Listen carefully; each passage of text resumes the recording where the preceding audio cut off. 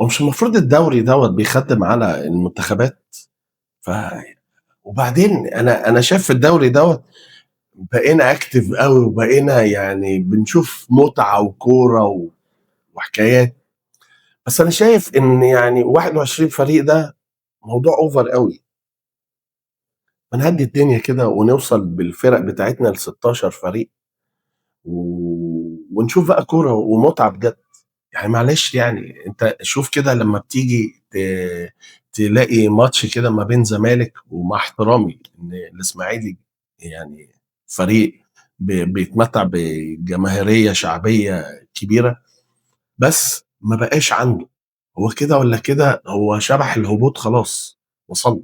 يعني انت عندك اسماعيلي، عندك كهرباء اسماعيليه، عندك فاركو، وعندك حرس الحدود، الاربعه دول في خطر الهبوط خلاص.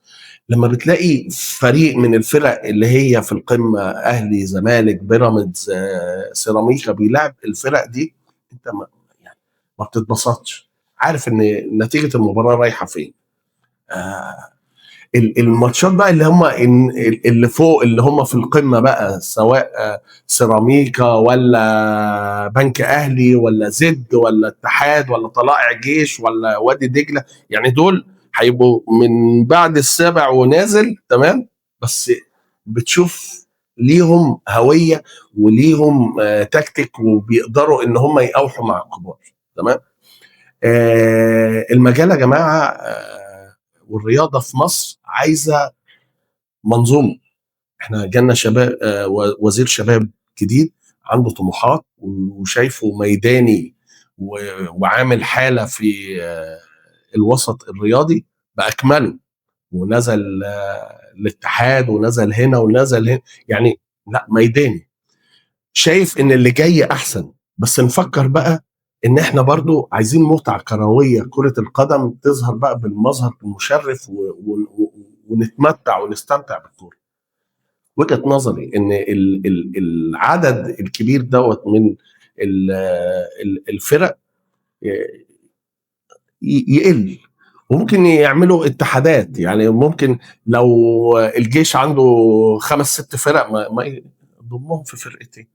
لو الداخليه عندها 3 فرق، ضم كهرباء اسماعيليه والاسماعيليه وبتاع، يعني نقتصد ونطلع، بدل ما يبقى نادي بيدخل عشان خاطر يخرج، لا، نادي يدخل ويشاكس ويقدر يزاحم الكبار. دي وجهة نظر.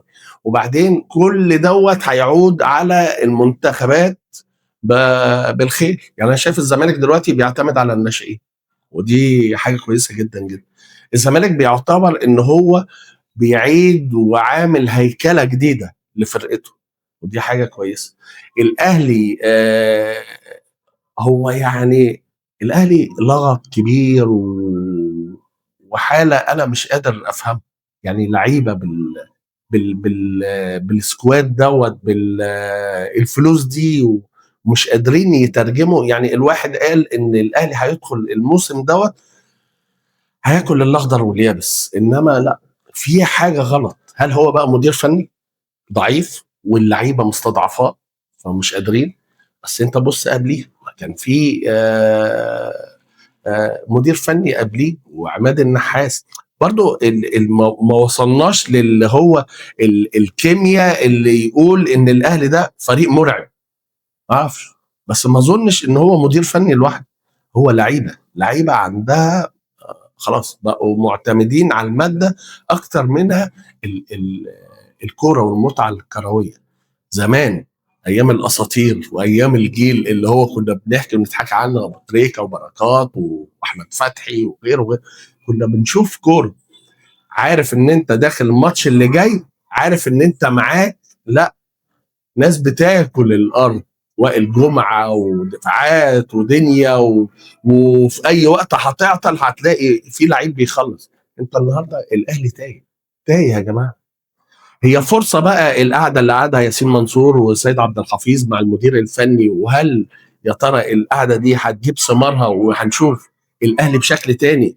واول تجربه هنشوفها امام الترجي خارج الديار، دي اللي هتحدد ملامح الاهلي هيطلع لقدام ولا يعمل بقى عملية إعادة هيكلة للعيبة والأجهزة الفنية والمنظومة بالكامل. أنا بقول لك الزمالك رغم إن هو خرج، يعني خرج آخر مباراة أمام إنبي بهزيمة، إنما برضو الفريق يعني بيدعم بناشئين وقيد واقف ما عندوش مشاكل رغم الهزيمة، إنما لا، هو فريق لازال محافظ على النسق وفريق مرعب.